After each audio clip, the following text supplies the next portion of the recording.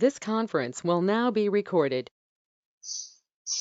अद्य मंगलवासरः अथवा बहुवासरः पौष कृष्ण पंचमी दिनांक 2 फेब्रुवारी 2021 चरक सूत्रस्थान अध्याय 29 प्राणाभिसर वैद्य शंखं चक्रं जलौकान् ददतमृतघटं चारुदौर्गचतुर्भिः सूक्ष्मस्वच्छातिरुद्यां शुकपरिविलसन् मौलिनं भोजनेत्रं तालाम्बोधोज्ज्वलाङ्गं कटितटविलसच्चारुपीताम्बराढ्यं वन्दे धन्वन्तरिं तं निखिलगदवनप्रौढदावाग्निलीलम् प्रौढदावाग्निलीलम् ब्रह्मणो हि समारब्धामात्रेयाद्येषु पूजिताम् अस्मदाचार्यपर्यन्तां वन्दे गुरुपरम्पराम् आयुर्वेदरतं वन्दे माधवाख्यं महागुरुम्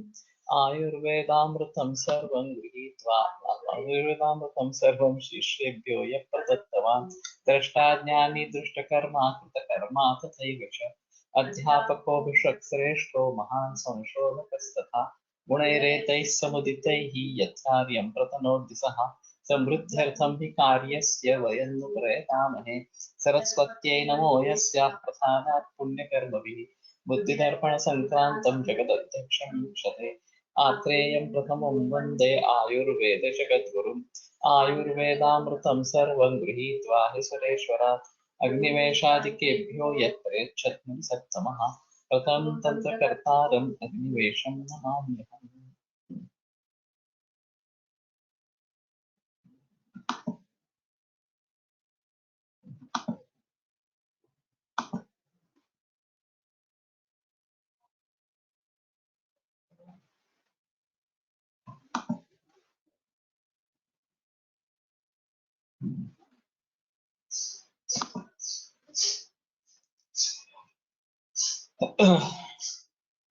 एवं वादनं भगवन्तम् अत्रयम् अग्निवेश उवाच भगवंस्ते कथम् अस्माभिर्वेदितव्या भवेयुः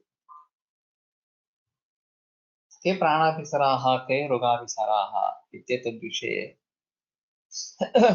कथं ज्ञातव्यम् इति अग्निवेशेन पृष्टे अत्रेयः उत्तरं ददाति इति। भगवान् उवाच य इमे कुलीनाः पर्यवदात श्रुताः परिदुष्टकर्माणः। ये जो कुलीन इस प्रकार के हैं, अच्छे कुल में निर्माण हुए हैं, पर्यवदात श्रुताः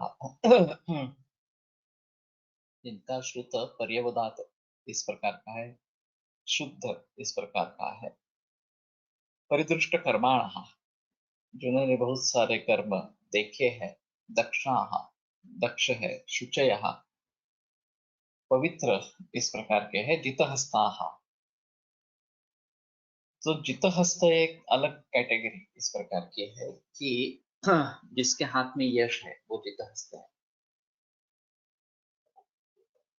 कुलटकर सर ने एक घटना बताई थी बड़तमकर करके जो बहुत मशहूर एलोपैथी के डॉक्टर पुणे में थे, उनके बारे में उन्होंने एक घटना बताई कि ये पारतंत्र का समय इस प्रकार का था और उस समय वो किसी अंग्रेजी डॉक्टर से एलोपैथी सीख रहे थे और स्वतंत्रता प्राप्त हुई और सभी ब्रिटिश यहाँ से निकल पड़े, तो उसमें वो डॉक्टर भी निकल पड़े और वो बहुत ही लोकप्रिय इस प्रकार के अध्यापक थे। तो जब जहाज निकला तो उनको मिलने के लिए बहुत सारे छात्र बहुत बड़ी मात्रा में वहां पे उपस्थित हुए। तो वो गुरु भी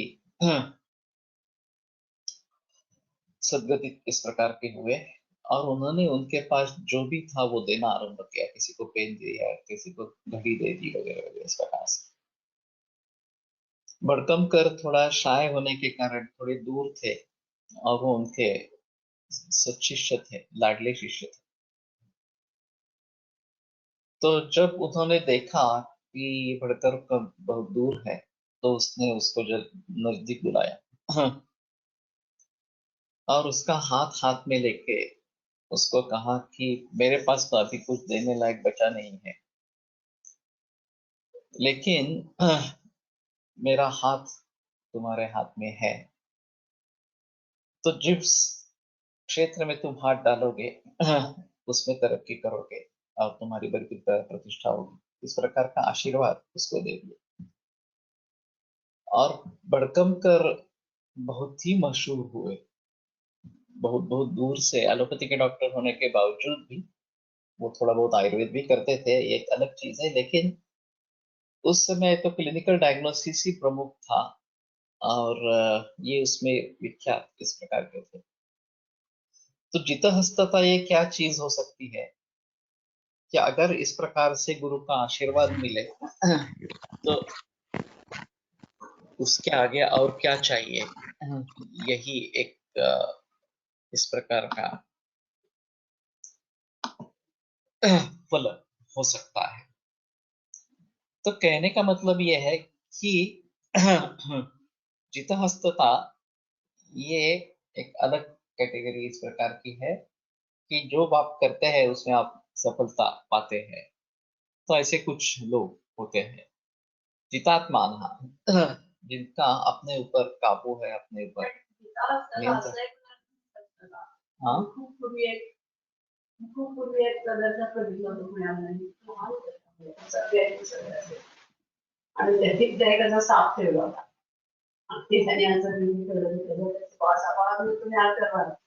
त्या हे पाककलेत प्रवीण होतात असं त्यांनी दिलं होतं.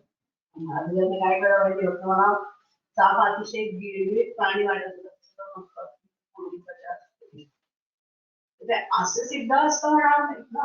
नहीं होना सिद्ध। नाही नाही, म्हणजे आता मग असं ज्या वेळेला सांगितलं जातं की अशा अर्थाने असं होत असेल, होत असेल असं काय. इसमें ऐसा है, सदगुरुवाश्रय है, ये भी एक कारण है जितहस्तता होने का। सिद्धि के, वैद्य के सिद्धि का कारण अच्छा गुरु होना, ये भी एक है। विद्यामति कर्म दृष्टि अभ्यास सिद्धिराश्रय, वैद्य शब्दाभिनिस्तत्तो अलमैकैकमप्यतः। तो गुरुवाश्रय, सदगुरुवाश्रय, ये भी एक जितहस्तता का या सिद्धि का कारण इस प्रकार का है। और मैं ऐसा नहीं मानता कि भड़कमकर की वो काबिलियत नहीं थी, वो बिल्कुल काबिल थे, उन्होंने अच्छी पढ़ाई की थी, अच्छा ज्ञान दिया था, उसमें संदेह नहीं है।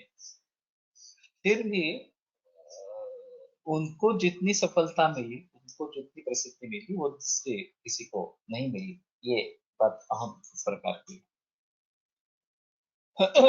सर्वोपकरणवंता, सर्व उपकरणों से युक्त इस प्रकार से होना जरूरी है। सर्वेंद्रियोपपन्ना, सर्वेंद्रियों से युक्त और वो सभी अच्छी तरीके से काम कर रही है। प्रकृतिज्ञाः, प्रकृति जानने वाले। प्रतिपत्तिज्ञाश्च ते ज्ञेयाः प्राणानाम् अभिसरा। और प्रतिपत्तिज्ञ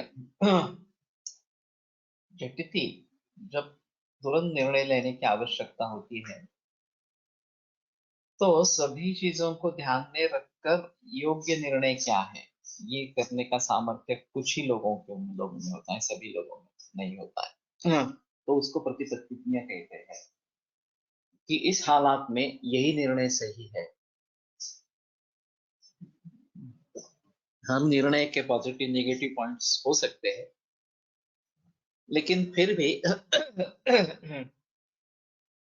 ज्यादा पॉजिटिव पॉइंट्स किसमें है और नेगेटिव पॉइंट्स किसमें है, ये देखकर निर्णय लेना, ये एक अहम चीज इस प्रकार की होती है। ते ज्ञेयाः प्राणानाम अभिसराः हंतारो रोगाणाम, वो प्राणों के अभिसर और रोग के हंता इस प्रकार के समझने थे।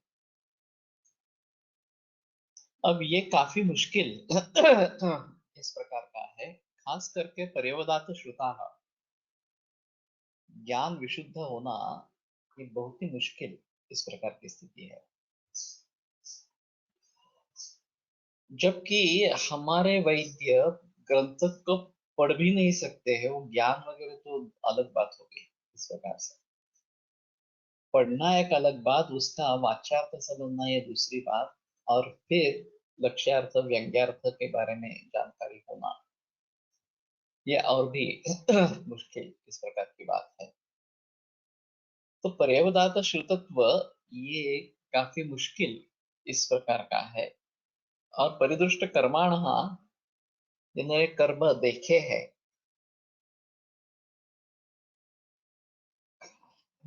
तो मैंने मेरे विद्यार्थी अवस्था में सिर्फ 3 वमन देखे थे वास्तव में और 3 ही कैंसर के मरीज देखे थे। हाँ।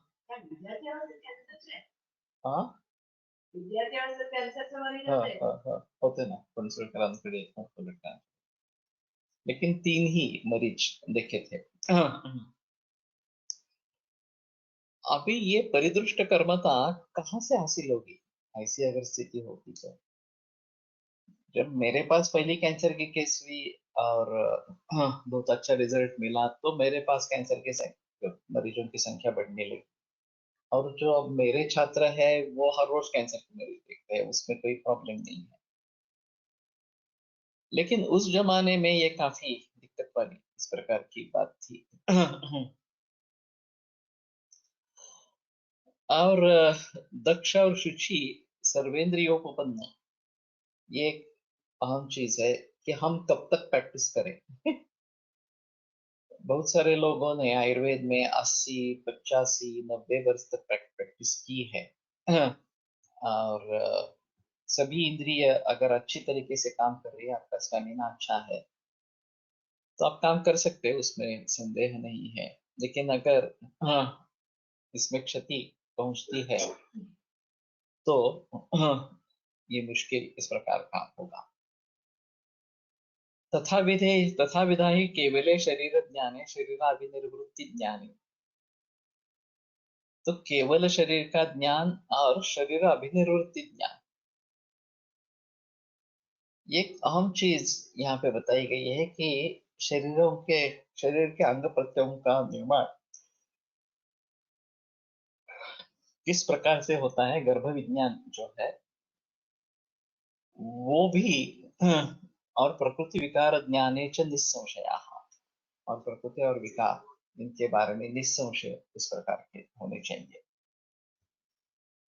तो अभी बहुत सारे रोगों का गर्भावस्था से अगर संबंध है, तो गर्भावस्था को लेकर जो शरीर निर्माण होता है उसको ध्यान में रख सकते हैं। फिलहाल मैंने एक अभी नया प्रयोग किया है। षष्ठी स्नायु सिरा रोम बलवर्ण नख त्वचा, तो सिरा रोम नख वर्ण वगैरह वगैरह सब षष्ठ मास में निर्माण होते रहते हैं। तो अभी जहां तक कंजेनाइटल डिसीजेस का संबंध है, वहां मैं इस प्रकार का प्रयोग करता हूँ कि गर्भपाल रस, उसके साथ में ये उस महीने का क्वाथ और फलघृत यानुपान और फलघृत का अभ्यंग, ये मैं सुझाव देता रहता हूँ। लेकिन फिलहाल इसका कंजेनाइटल से कोई संबंध नहीं है, फिर भी छठे महीने का कल्प इस प्रकार से मैंने प्रयोग किया है। तो उस महीने में ये जो भाव निर्माण होते हैं, तो अगर उसमें कुछ गड़बड़ी हो गई हो तो उनको दुरुस्त करने का सामर्थ्य, दोषों का साम्य प्रस्थापित करने का सामर्थ्य इस वात में है। तो अभी सिराओं के बारे में कुछ इस प्रकार की गड़बड़ है, तो इसका प्रयोग करें, ऐसा सोचकर मैंने किया है। देखते हैं रिजल्ट क्या आते हैं। लेकिन एक बार शरीराभिनिर्वृत्ति हो गई, अब उससे और क्या लेना देना है। ऐसा नहीं सोचना, ये इसमें अहम है। तो उसके बारे में निस्संशय सुख साध्य कृचन साध्य याप्य प्रत्याख्यानांच रोगाणाम, ये जो 4 कैटेगरीज है, सुख साध्य कृच साध्य याप्य और प्रत्याख्य, इस प्रकार के 4 रोग योगो जोशी सर ने एक अहम बात बताई थी। कि कौन सा प्रैक्टिशनर अच्छा प्रैक्टिशनर समझना चाहिए,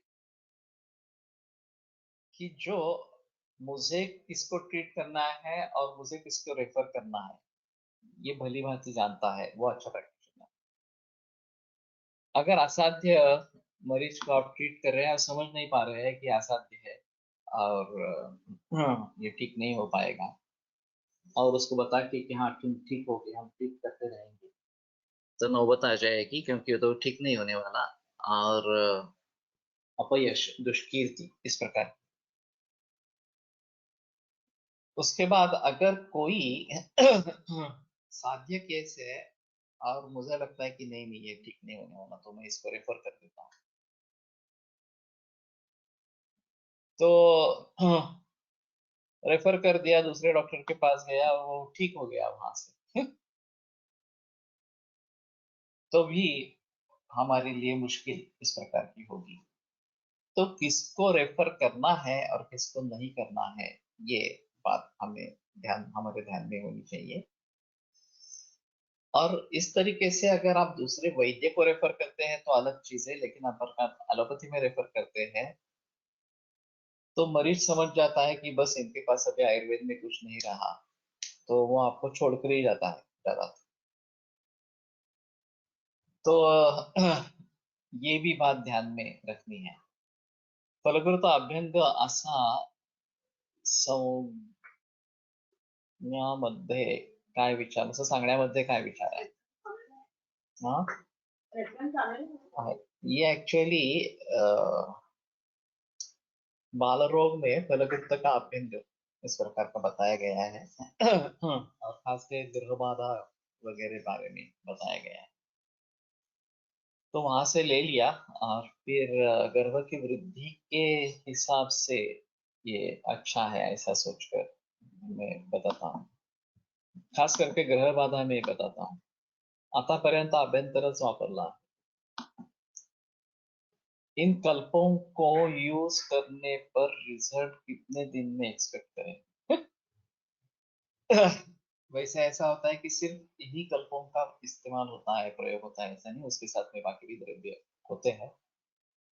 लेकिन जैसे अन्य कल्पों के बारे में सोच सकते हैं उसी प्रकार इसमें सोच सकते हैं। कुछ ना कुछ फर्क 8-10 दिन में, 15 दिन में, महीने में तो होना चाहिए। तो ये it will depend on the case, case कैसी है इसके ऊपर ये निर्भर रहेगा। लेकिन बहुत देर लगती है ऐसा नहीं है, ये हाँ निश्चित है। तो सुख साध्य, कुरुचन साध्य, याप्य और प्रत्याख्य, ये जो वर्णन दिया है हाँ, तो ये काफी चीजों पर ये सुख साध्यत्वादी निर्भर है।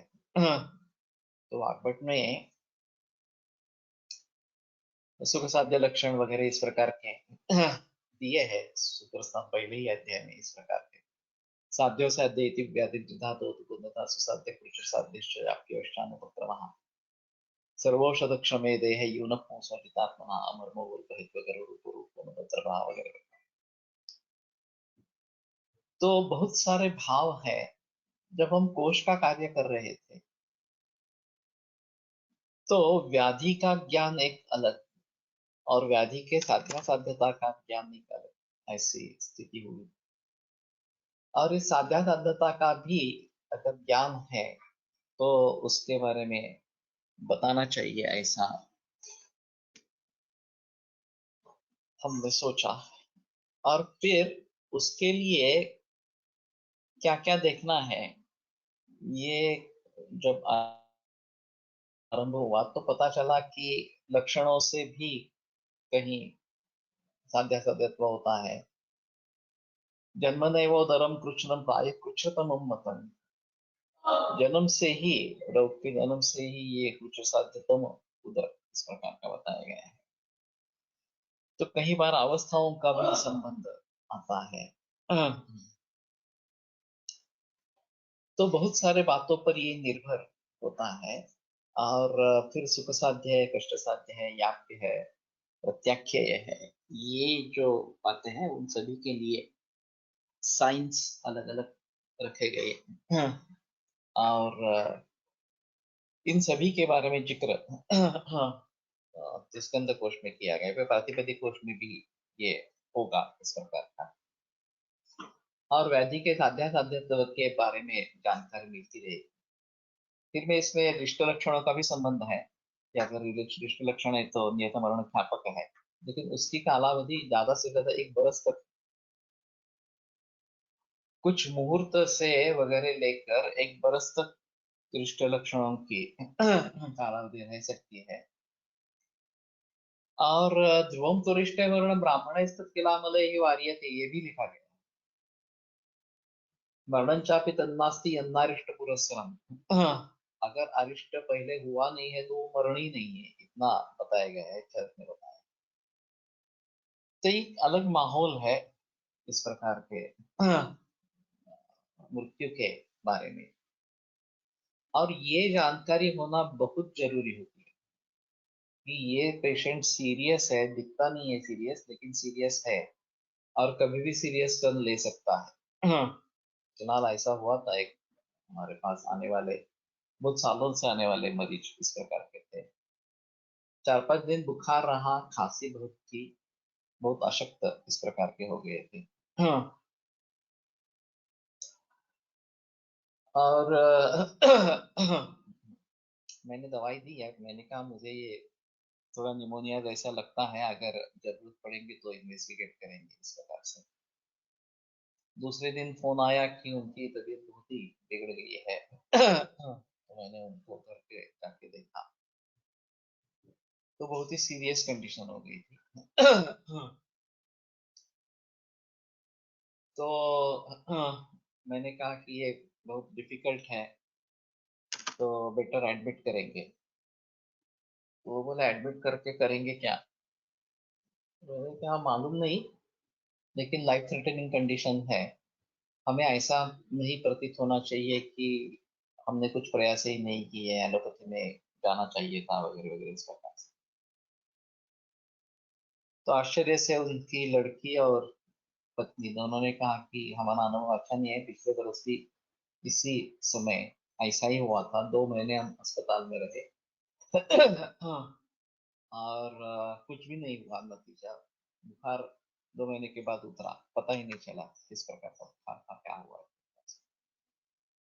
तो मैंने कहा ठीक है, अगर आप चाहते हैं तो मैं ही ट्रीटमेंट करूंगा, एलोपैथी में जाने का सवाल नहीं है, लेकिन लाइफ रिस्क है कि कभी भी जान जा सकती है। अगर आप तैयार है तो मुझे कोई मतलब नहीं है, ठीक है हम यहीं पे करेंगे। तो उन्होंने कह दिया कि नहीं, हम नहीं जाएंगे, यही ट्रीटमेंट चालू रखेंगे। पेशेंट ग्रास्पिंग में था, धीरे धीरे ताकत कम होगी। मैं सुबह 10 बजे मैंने मरीज देखा, 12:30 बजे मौत हो गई।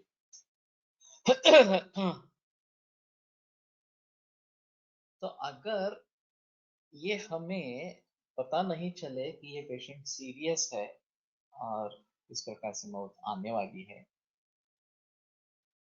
तो बड़ा नुकसान इस प्रकार का हो सकता है। ये आदमी समझा ही नहीं कि सीरियस केस है इस प्रकार से। तो ये हमारी जिम्मेदारी रहेगी, किसी भी तरीके से आपको ये ज्ञान होना, साध्यता का, अरिष्ट लक्षणों का, ये बहुत जरूरी है। दूसरा, एक मैंने केस बताई थी, एक्यूट ल्यूकेमिया था, हीमोग्लोबिन 3 था, और मुझे भी बुलाया और एलोपैथी ऑन्कोलॉजिस्ट से भी संपर्क किया था। तो मैं देख के नहीं गया, तो एक बूंद खून नाक से आया था, बाकी पेशेंट ठीक था। ऑन्कोलॉजिस्ट से बात की तो उन्होंने कहा कि पहले ट्रांसफ्यूजन करवा लेते हैं, फिर ट्रीटमेंट के बारे में सोचते हैं। तो दोपहर में ट्रांसफ्यूजन निश्चित कर दिया मैंने, कि भी कहा कि ठीक है, ट्रांसफ्यूजन होने के बाद ही ट्रीटमेंट शुरू करेंगे। और दोपहर में पेशेंट सीरियस हो गया 2:30 बजे। जहाँ पे ट्रांसफ्यूजन होने वाला था वहां पे मैं गया देखने के लिए। ग्रास्पिंग में था, महाश्वास था, और हमारे सामने उसकी मौत हो गई। डॉक्टर भी था एलोपैथी के, उन्होंने भी कोशिश की, मैंने भी कोशिश की, कुछ फायदा नहीं हुआ और हमारे सामने डेथ हो गई। अब जब मैंने ऑन्कोलॉजिस्ट से कॉल किया शाम को और बताया कि ऐसा ऐसा हुआ और उसके लिए तो बोले ठीक है। मैंने फोन रख दिया। तो मैंने पूछा क्या आपको कुछ अजीब नहीं लगा? तो बोले नहीं, अजीब तो नहीं है। एक्यूट माइलोइड ल्यूकेमिया का पेशेंट है, 3 हीमोग्लोबिन है तो मरते हैं, ऐसा कुछ ज्यादा इसमें बहस करने की बात नहीं है। मुझे ये बड़ा हादसा था क्योंकि मुझे समझ में नहीं आया। सुबह मैंने जब पेशेंट देखा तब मुझे आज मरने वाला है ये मेरे सामने नहीं आया, मुझे समझ में नहीं आया। तो ये थोड़ी अजीब चीज है। दूसरा एक मरीज रूबी हॉल में एडमिट था। कैंसर एडवांस स्टेज थी, लंग और लीवर, इसमें मेटास्टेसिस था। बिलीरुबिन 32 था, पेशेंट अनकॉन्शियस था। और डॉक्टर ने बता दिया कि कुछ घंटों का सिलसिला है, तो ट्रीटमेंट सब बंद कर दी और उसको आईसीयू में रखा था। ऑक्सीजन चालू था। तो रिश्तेदार आए और मुझे कहने लगे कि तुम ट्रीट करो। मैंने कहा ये ट्रीट करने के लायक है ही नहीं केस। तो बोले नहीं, हम समझते हैं कि उम्मीद बहुत ही कम है जीने की, लेकिन हम ऐसा नहीं चाहते कि सब ट्रीटमेंट बंद कर दिया, अब कुछ करने नहीं लायक नहीं है, कुछ ना कुछ ट्रीटमेंट होती रहनी चाहिए, वो नहीं कर रहे तो आप करो इस प्रकार से। तो बहुत ही जिक्र हुआ तो मैंने जाकर मरीज को देखा। देखने के बाद भी मुझे ऐसा ही महसूस हुआ कि ये कुछ घंटों का ही है, तो कोई मतलब नहीं है ट्रीट करने का इस प्रकार से। लेकिन फिर भी उसके रिश्तेदारों ने जिक्र किया तो मैंने पेशेंट शिफ्ट किया वहां से साके अस्पताल। हमारी दवा शुरू कर दी। वहाँ स्पेशल रूम में था, वहां तो आईसीयू में था, यहाँ स्पेशल रूम में रखा। और सकिंग रिफ्लेक्स था तो लाजावंड देना आरंभ किया और कुछ आरोग्यवर्धिनी हीरक भस्म वगैरह ऐसी कुछ दवाई थी। वहां के डॉक्टर ने मरीज देखा, वो बोले क्यों एडमिट किया है, आज भी, आज की रात भी नहीं निकालेगा। तो मैंने कहा "हाँ, सभी मालूम है लेकिन फिर भी हम कोशिश करना चाहते हैं"। तो उसने बोला कि अगर कल ये जिंदा है तभी आना, नहीं तो आने की कोशिश मत करना है, हम मैं हाउसबोट को बोल देता हूँ कि अगर आपकी मृत्यु हो जाती तो आपको बता देगा। मैंने कहा ठीक है। लेकिन दूसरे दिन जिंदा था। और करीबन 1.5 लीटर लाजामंड जाने के बाद सलाइन की जरूरत नहीं रही, तो सलाइन बंद कर दिया। सलाइन जैसे बंद किया वैसे लंग कंजेशन कम हो गया, ऑक्सीजन की जरूरत नहीं रही, ऑक्सीजन भी निकाल दिया। अब मैंने थोड़ा सा सोचा कि हम थोड़े एग्रेसिव ट्रीटमेंट करेंगे। तो मैंने आरगत और त्रिफला काढ़ा बना के उसको पिलाया, तो उसके थोड़े लूज मोशंस हुए। और 5-6 बार मोशंस होने के बाद वो थोड़ा सेमी कॉन्शियस हो गया। तो कुछ लोगों को पहचाना, रिश्तेदारों से कुछ बोला, रिलेवेंट रिलेवेंट इस प्रकार से। बिलीरुबिन 32 से 20 तक आ गया।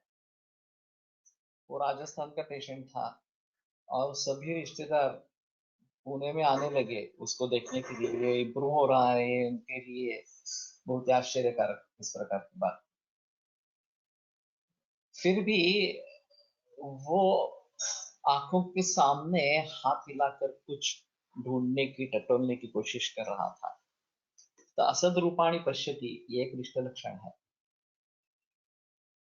तो मैंने रिश्तेदारों से कहा कि हाँ इसका रिस्पॉन्स तो है, लेकिन मैं बता नहीं सकता कि ये बच पाएगा नहीं पाएगा, हमारे हिसाब में कुछ रिश्ते लक्षण है, कोशिश करते रहेंगे, अगर बचता है तो अलग चीज है। छठे दिन उसकी मौत हुई। फिर भी इससे बड़ी सबक नहीं। यावत कंठगता प्राणा तावत कार्य प्रतिक्रिया कदाचित दैव दृष्टि जीवन। जब तक कंठ में प्राण है तब तक प्रतिक्रिया करती रहनी है, चिकित्सा करते रहना। दैव योगेन दृष्टिरिष्टोपि जीवति, दैव योग अगर बलवत्तर है तो दृष्ट लक्षण दिखने पर भी जिंदा रह सकता है।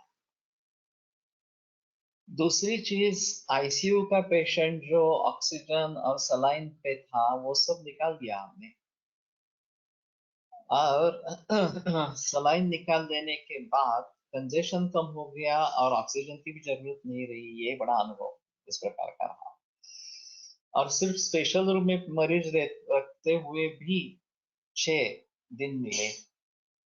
और सबसे अहम चीज है कि सेमी कॉन्शियस होने के कारण रिश्तेदारों को बहुत समाधान मिला, क्योंकि उसने किन्हीं को पहचाना, उससे किसी के बात की वगैरह वगैरह इस प्रकार से। तो ये एक अहम मुद्दा इस प्रकार का है कि रिश्ते लक्षण शायद है सभी के दृष्टि से ये कुछ होने वाला नहीं है, फिर भी इतना हुआ। दूसरी एक हमारी डोमिली की केस थी, ओरिजिनल ब्रेस्ट कैंसर, लिवर और ब्रेन में मेटास्टेसिस। और तड़प रही थी वेदनाओं से। उम्र का 66 67 ऐसी कुछ थी। तो पहले उसके रिश्तेदार क्लिनिक में आए, मैंने दवाइयां दी 7 दिन की। उन्होंने बड़ा जिक्र किया कि आप आकर विजिट करें। तो दो दिन के बाद मैं देखने के लिए गया। तो बहुत ही तड़प रही थी, मुझसे कुछ भी बोली नहीं। स्पर्शास्त्र भी बहुत था। तो मैंने कहा कि कोई चांसेस नहीं है, लेकिन दवा तो दी है आपको, तो दवा चालू रखो, और अगर भूख लगती है तो सिर्फ दूध देना, बाकी कुछ नहीं देना। वो वास्तव में बुखार में एडमिट की, मुलुंड में बुखार हॉस्पिटल है वहां पे। और वहां पे डॉक्टर ने डिस्चार्ज दे दिया कि आप कुछ भी चांसेस नहीं है, 2 दिन से भी ज्यादा बचेगी नहीं, तो लोग घर पे लेके जाओ, इसलिए डिस्चार्ज दे दिया था। और मेरे एक पहचान की ऑन्को सर्जन वहां पे काम कर रही थी। तो उसने मेरे नाम का सुझाव दिया और एक बार मुझसे मिलने के लिए कहा, तो वो मेरे पास आए। तो तीसरे दिन उनका फोन आया कि इसने दूध आरंभ किया है, आधा लीटर दूध गया है। और फिर धीरे धीरे वो सुधरती गई, पूरी तरीके से बाहर आई। तो ये बड़ा चमत्कार इस प्रकार का था, आश्चर्यजनक इस प्रकार का था। सभी रिश्तेदार जो घर में जमा हुए थे, इकट्ठा हुए थे, वो सभी अपने अपने घर चले गए।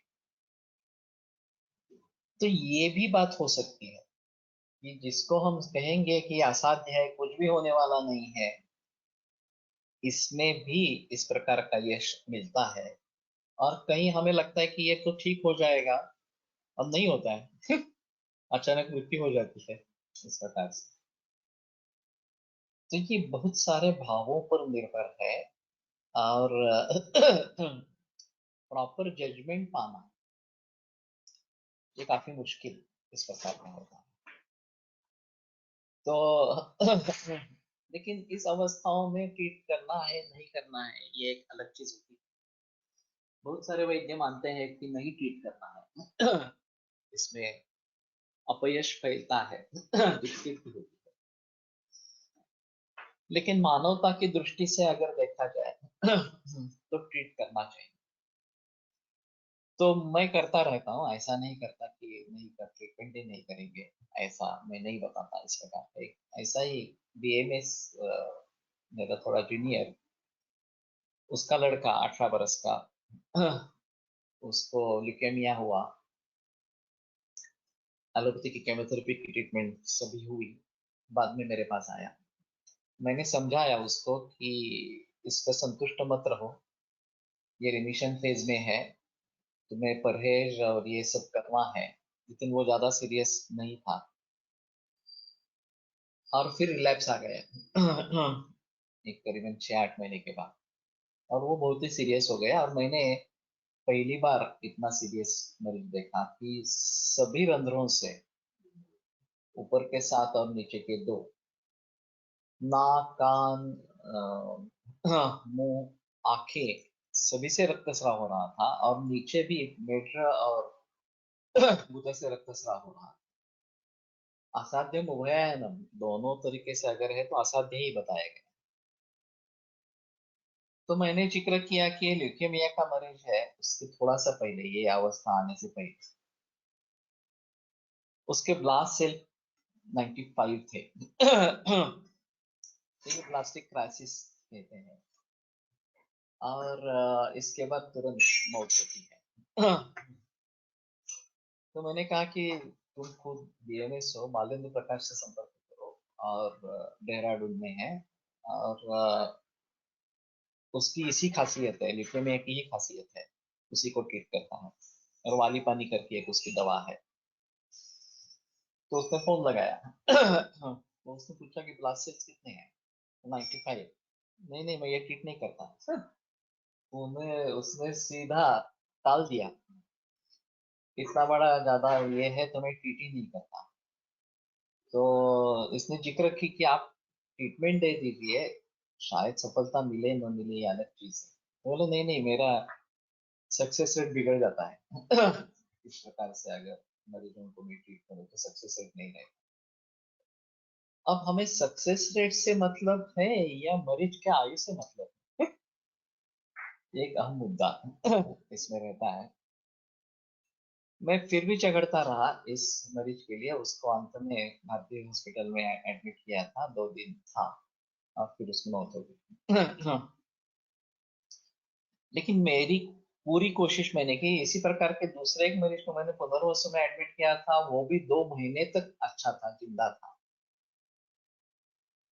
लेकिन ये सब ऐसा होता है कि इतने सारा करने के बावजूद भी अगर आदमी बचता है तो अलग चीज है, नहीं बचता है तो क्या हुआ, ये इतना पैसा खर्च हुआ, कुछ नहीं हुआ वगैरह, इसी प्रकार से लोग कोसते रहते हैं। तो ये दिक्कत वाली बात होती है कि यहाँ पे क्या निर्णय करें, केस छोड़ दे या केस ट्रीट करे। प्रत्यक्ष चिकित्सा में हम बताकर ही करते हैं कि असाध्य अवस्था है, कुछ होने वाला नहीं है, सिर्फ बेटर क्वालिटी ऑफ लाइफ के लिए प्रयास करेंगे वगैरह, इस प्रकार से। फिर भी अगर पेशेंट रिस्पॉन्स देता है तो लोगों की अपेक्षाएं बढ़ जाती है, अब ये ठीक होना चाहिए, इस प्रकार से। नहीं देता है तो भी मानते हैं कि हाँ आयुर्वेद भी किया लेकिन कुछ फायदा नहीं हुआ, इस प्रकार से। आयुर्वेद किस अवस्था में किया ये कोई जानने की कोशिश भी नहीं करता। और अगर दूसरा कोई कारण बीच में हो गया हो तो उसके बारे में भी पूछा नहीं जाता, ये भी एक अलग चीज है। वो भी बात मैंने केस बताई होगी, एक हमारे पास किमोवी में एक मरीज लाया गया था, 67 ऐसी उम्र की, लिवर कैंसर ऐसा डायग्नोसिस किया गया था, उसका दामाद रेडियोलॉजिस्ट था। तो उसने खुद सोनोग्राफी करी और डिक्लेयर कर दिया कि इसको एचसीसी है। हमारे साथ में ऑन्कोलॉजिस्ट काम कर रहा था, तो बोला बायोप्सी को प्रूफ कहाँ पे है, तो मतलब बायोप्सी नहीं करने वाला मैं, मुझे मालूम है कि बायोप्सी करने से बिगड़ जाएगा। तो रेडियोलॉजिस्ट ने साफ ना कह दिया कि मैं बायोप्सी नहीं करूंगा, लेकिन मेरे ख्याल में ये एचसीसी ही है। अब उन दोनों का झगड़ा आरंभ हुआ। तो मैंने कहा कि ये बात छोड़ दो कि कैंसर है या नहीं है, लेकिन ट्रीटमेंट तो देना जरूरी है।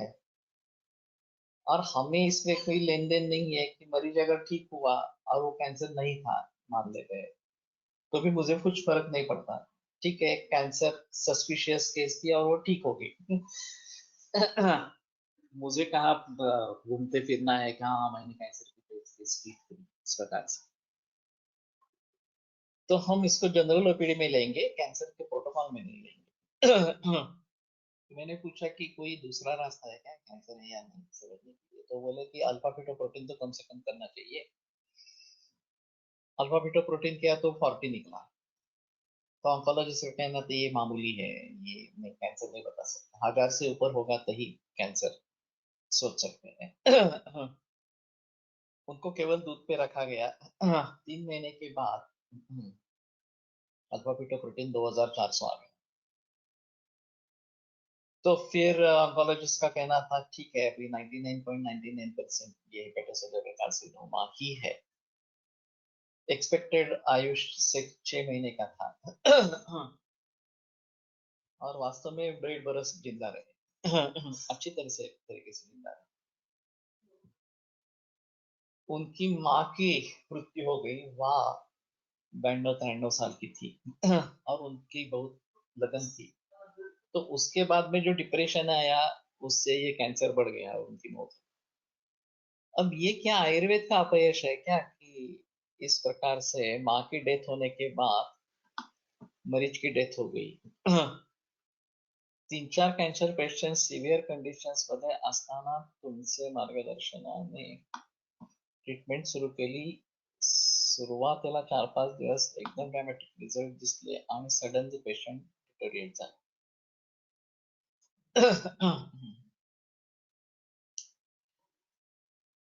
तो ये होता है अगर कंडीशन वास्तव में ही ट्रीट करने लायक नहीं है या असाध्य ही है, प्रत्याख्य ही है इस प्रकार से।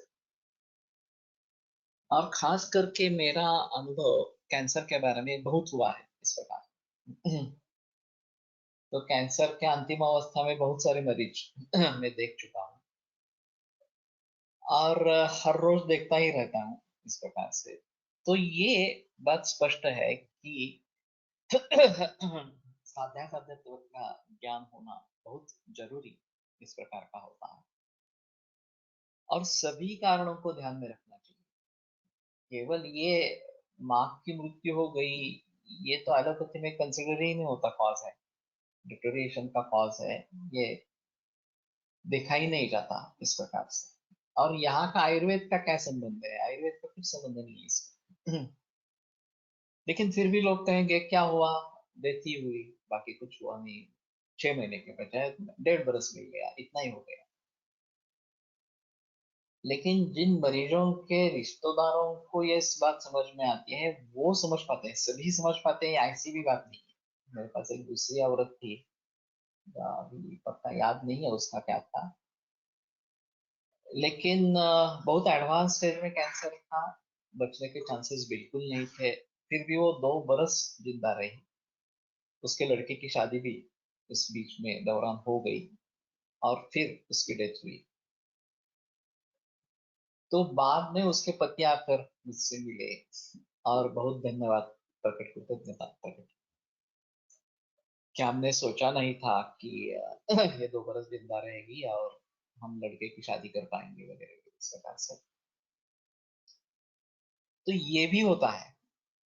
तो कहना मुश्किल है इन सभी का एग्जैक्ट जो अंदाज होना चाहिए, ये होगा ये नहीं होगा इस प्रकार से, ये आना काफी मुश्किल है। जितना अनुभव बढ़ेगा उतना उसमें ज्ञान होगा, परफेक्शन इस प्रकार का आएगा। लेकिन फिलहाल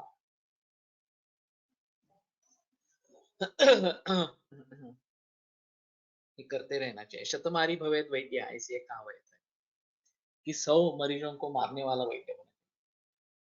तो यहाँ मारने का मतलब ऐसे मरने वाले मरीज उसके पास 100 कम से कम आने चाहिए कि जिनकी मृत्यु निश्चित इस प्रकार की है।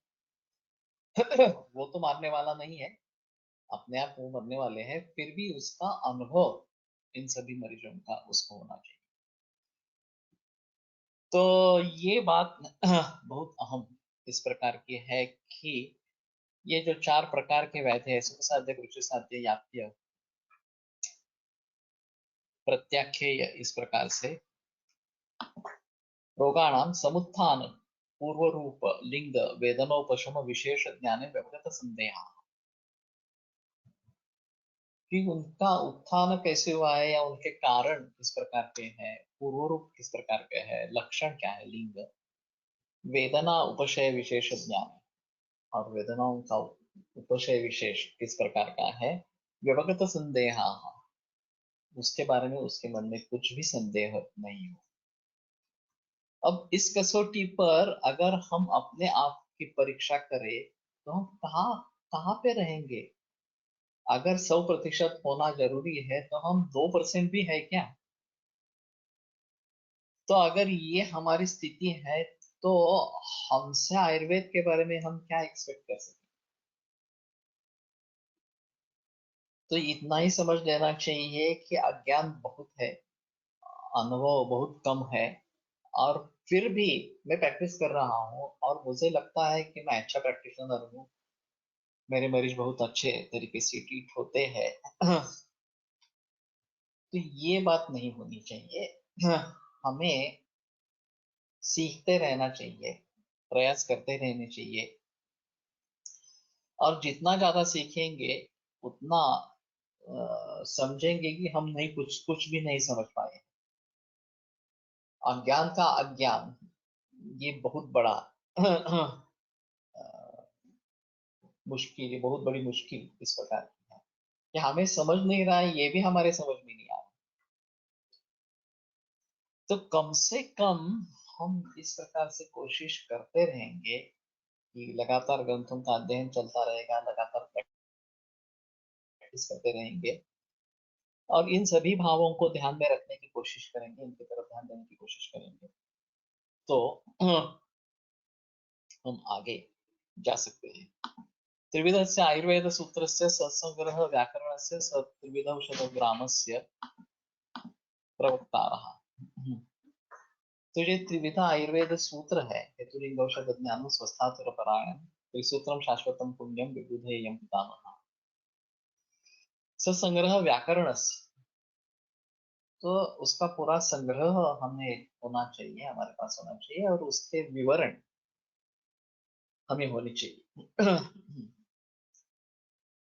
अभी ये इतना मुश्किल है, अभी कंप्यूटर के जरिए काफी आसान ये बात हो गई। हाँ। लेकिन ग्रंथ सीखने का तरीका एक और समझने का तरीका अलग।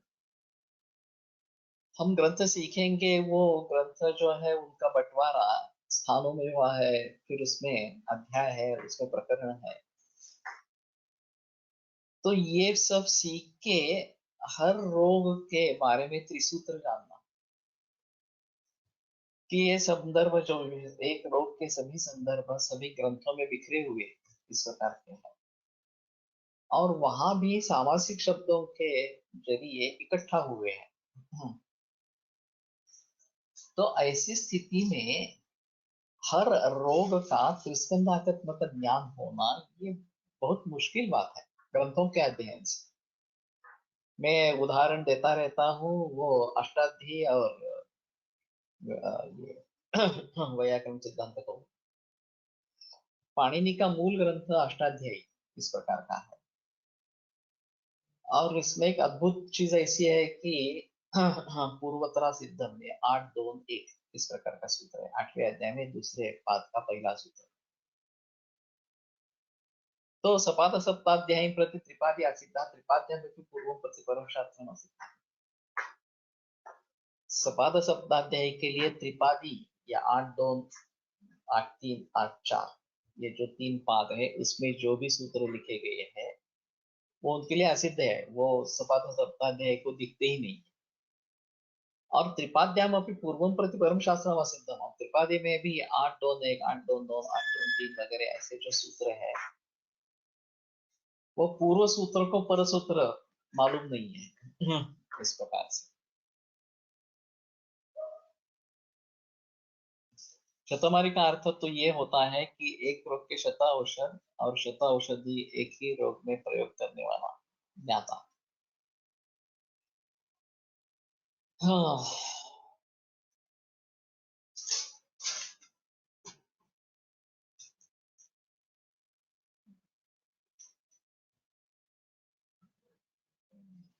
एक रोग के शत औषध और शत औषधि एक ही रोग, ये एक ही है, इसमें डिफरेंस नहीं है। एक रोग के शत औषध और एक औषध से शत रोग, ऐसा होना ठीक रहेगा। हाँ। लेकिन मैंने जो सुना था वो मैंने बताया कि ये एक्चुअली मारने वाला नहीं होना चाहिए, वैद्य तो जीवन तो नाम देने वाला इस प्रकार का। तो मैं त्रिस्कंद की बात इस प्रकार का कर रहा था। तो अष्टाध्यायी अगर हम पढ़ते हैं तो पूरे व्याकरण का ज्ञान हो जाता है। वहाँ सूत्रों का एक विशिष्ट क्रम है जिसके इसकी अनुवृत्ति मिलती है और अनुवृत्ति के कारण शब्द कम हो जाते हैं। और पूरे ग्रंथ का निर्माण ही इस ढंग से किया है। और ये सपाद सप्ताध्याय कृति त्रिपादी असिद्ध वगैरह, ये तो और अजीब बात है। ये बुद्धि चातुर्य का उत्कृष्ट नमूना है, पाणिनि की बुद्धि चातुर्य। तो इसमें ऐसा होता है कि अगर आप पूरी अष्टाध्यायी पढ़ेंगे तो पूरे व्याकरण का ज्ञान हो जाएगा, लेकिन आपको सिर्फ संज्ञा प्रकरण देखना है या फिर संधि देखना है, समास देखना है, तो ये सभी सूत्र सभी अष्टाध्यायी में बिखरे हैं और उसके अनुवृत्ति के कारण दूसरे सूत्रों से शब्द वहां पे लेने पड़ते हैं वगैरह वगैरह, तो ये दिक्कत वाली बात हो जाती है। तो भट्टोजी दीक्षित ने व्याकरण सिद्धांत कौमुदी का निर्माण किया, जिससे कि प्रकरणानुसार चयन किया सूत्रों का, और संधि प्रकरण में जितने भी संधि के सूत्र है वो सब उसमें डाले गए। अनुवृत्ति से जो शब्द आने वाले थे उन्होंने उसके ऊपर अपनी वृत्ति लिखी, और फिर उसके आधार पर हम उस सूत्र का अर्थ लगा सकेंगे, ऐसा किया। तो अगर हमें थोड़ा ही हिस्सा सीखना है व्याकरण का तो सिद्धांत कौमुदी अच्छी है, लेकिन पूरा व्याकरण पढ़ना है, सीखना है तो अष्टाध्यायी अच्छी। अब अष्टाध्यायी को पढ़ने वाले बहुत कम हो गए। मैंने एमए किया, संस्कृत व्याकरण में किया, फिर भी मैंने अष्टाध्यायी नहीं पढ़ी सिद्धांत कौमुदी पढ़ी। ये थोड़ा अजीब है। पांत व्याकरण पढ़ना चाहिए ऐसा कहते हैं कि अष्टाध्यायी, कात्यायन के वार्तिक और पतंजलि का महाभाष्य, ये सब पढ़ेंगे तो पांत अध्ययन हो जाता है। पतंजलि का जो व्याकरण महाभाष्य इस प्रकार का है, वो एक अलग तरीका है, परंपरा है। और अभी जो जिक्र किया जाता है वो सिद्धांत कौमुदी के बारे में जिक्र किया जाता है, तो उसको कैसे पढ़ेंगे? उसका संक्षिप्त रूप सार सिद्धांत कौमुदी, उसका संक्षिप्त रूप लघु सिद्धांत कौमुदी, और उसका भी संक्षिप्त रूप प्रारंभिक पाणिनि। अब हमारे सिलेबस में प्रारंभिक पाणिनि में रखा गया था।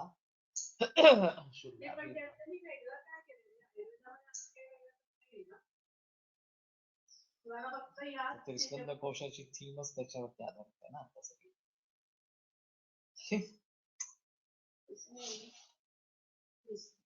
त्रिस्कंद कोशामध्ये बोलत असताना अनेक ग्रंथ बोलायला लागतात त्याच्यात. म्हणजे एक लक्षण बघायचं तुमच्या चरण वेगाचा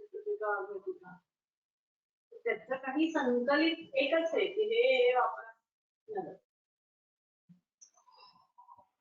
इसके पहले एक चित्रशाला प्रेस ने काम किया है वेदांत स्थान अष्टांग संग्रह का, और शारीर स्थान, ये उन्होंने छपवाए हैं।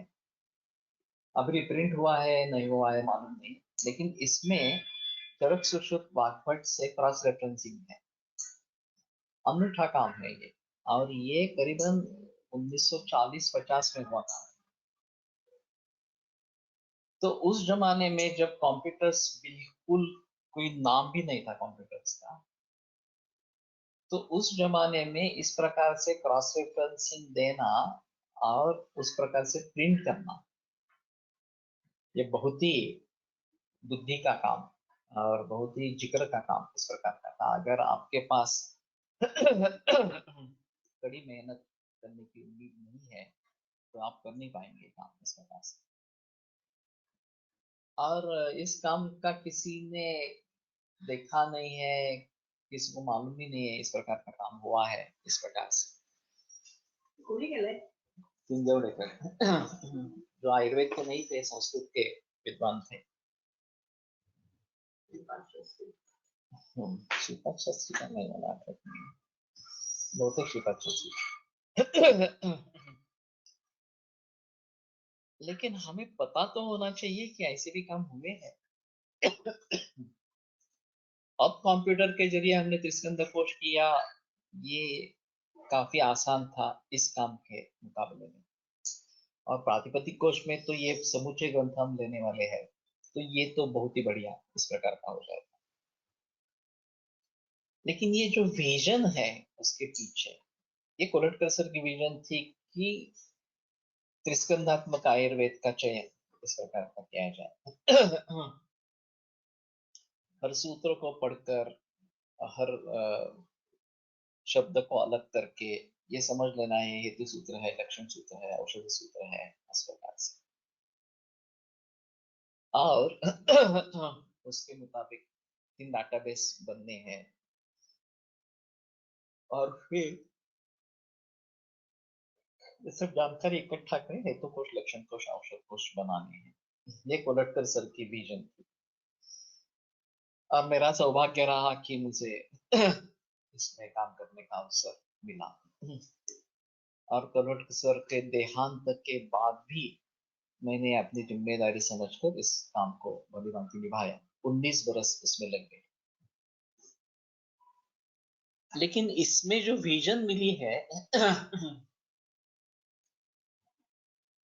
वो अभूतपूर्व है।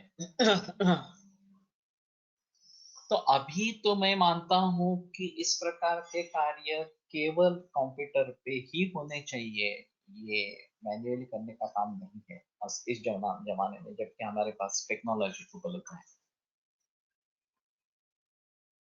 तो त्रिविधस्य आयुर्वेद सूत्रस्य ससंग्रह व्याकरणस्य स त्रिविधौषध ग्रामस्य प्रवक्ता रहा। ये मूल ग्रंथों को पढ़कर इस प्रकार के वक्तव्य कर पाना काफी मुश्किल है। अभी हमारे पास त्रिस्कंद कोश है तो उसमें से हम झट से बता सकते हैं, हाँ इस रोग के ये लक्षण है, कारण है, ये चिकित्सा है वगैरह, क्योंकि ये सब इकट्ठा हुआ है वहां।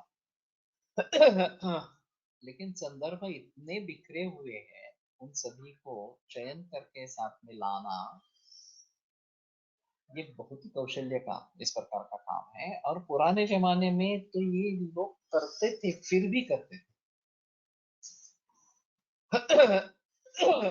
मैंने एक मरीज को कंसल्टेंट से देखा था, अर्श का रुग्ण था, बाह्यार्श था, और फिर उसको सर ने चिकित्सा दे दी। मैं 3rd ईयर में था, सूचक का प्रयोग किया था, स्वर्ण सूचक, और उसका अर्श मिट गया। ये मैंने देखा, पहले अर्श भी देखा और बाद में वो मिट गया, ये भी देखा। तो मैंने सूचेखर को कभी अर्श में प्रयोग करते हुए देखा ही नहीं था। मैंने उनसे पूछा कि आपने सूचक का प्रयोग क्यों किया इसके पास। फणसलकर जी की खासियत थी, ज्यादा बोलते नहीं। वो मुझे सीधे लेके गए उत्तर स्थान में, और गर्भविष का परिणाम अर्श इस प्रकार का दिखाया। एक सूत्र है वहां पे, अर्श के कारण, गर्भविष के कारण क्या क्या उत्पन्न होते हैं, उसमें अर्श। तो फिर भी मेरे बात समझ में नहीं आई कि गर्भविष का कारण अर्श है, गर्भविष अर्श का कारण है। तो यहाँ सूचेकर का क्या रोल है?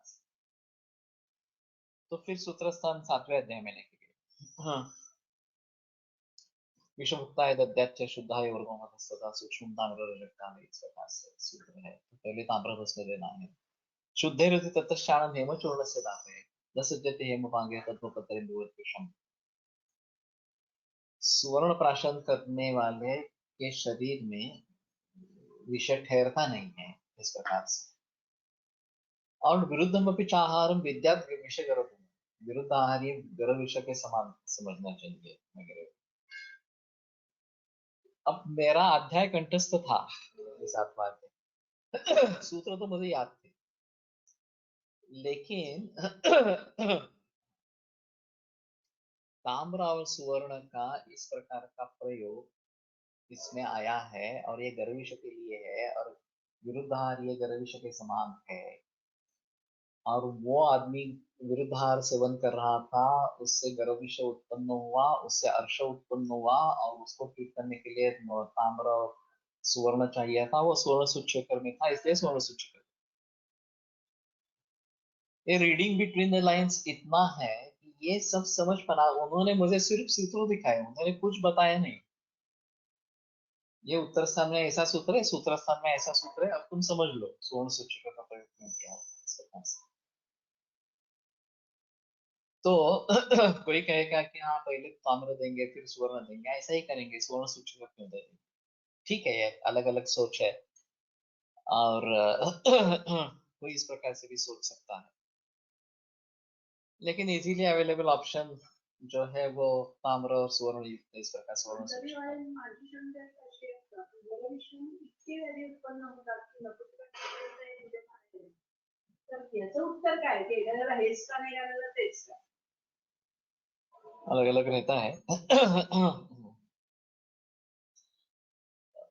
कारणों की दृष्टि से देखा जाए तो गर्भ विषय की जो चिकित्सा है वो अगर हम करेंगे तो कोई भी व्याधि हो वो ठीक होना इस प्रकार का हो सकता है, लेकिन रोग के हिसाब से देखा जाए तो शायद उसके लिए दूसरी भी कोई दवा हो सकती है। ताप्यादि लोहों के फलश्रुति में भी गर्भ विषय और उसमें अर्श भी, तो शायद कोई भी ऐसा भी सोच सकता है कि ठीक है ये गर्भ विषय के कारण उत्पन्न हुआ, मैं ताप्यादि दे दूंगा वगैरह इस प्रकार से। और खंडसरकर तो ताप्यादि देते ही थे। ऐसी भी नहीं है, ताप्यादि उनकी फेवरेट दवा थी। तो ये अलग अलग माहौल रहेगा, उस समय में उनके ध्यान में जो आया वो उन्होंने प्रयोग किया, उसके सफल रहा। That's all। तो ठीक है, यहीं पे रुकते हैं और कल सिलसिला आगे बढ़ाएंगे। आयुर्वेद प्रकांडो निगदित इह हि शल्यतंत्र प्रधानः शिष्येभ्यः शाश्वतोऽयं निखिलजनकृपा व्याप्तचित्तेन येन आयुर्वेदस्य वाञ्छन् पुनरपि भुवने काञ्च सुष्ठु प्रतिष्ठां श्रेष्ठं धन्वन्तरिं तं प्रणमति च सदा वैद्यवर्गो हि नूनं वैद्यवर्गो हि नूनं विरम्यते व्याख्यानः श्वः पुनरपि मिलिष्यामः।